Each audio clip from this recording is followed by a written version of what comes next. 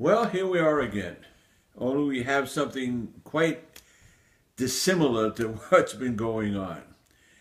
We're going to talk about letters. Letters that stopped wars and letters that might cause wars. I'm going to take us back in history. We're going to go to the Cuban Missile Crisis, 1962.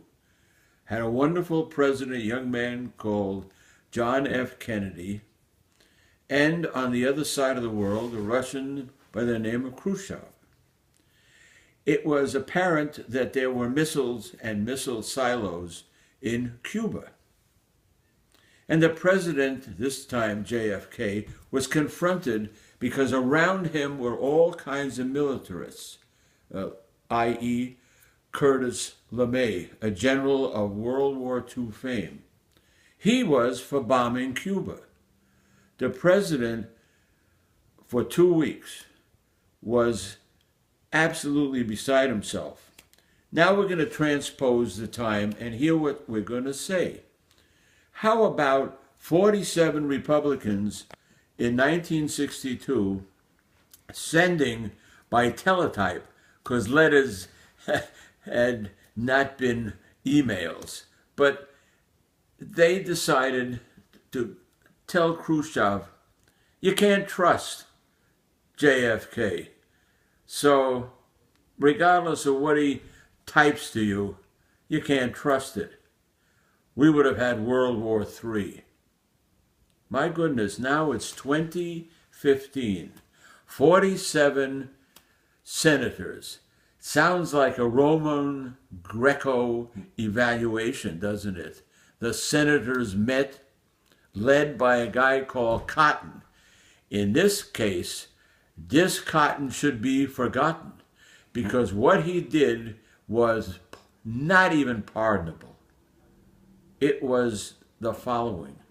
He decided to go offshore and send a letter to the Iranians.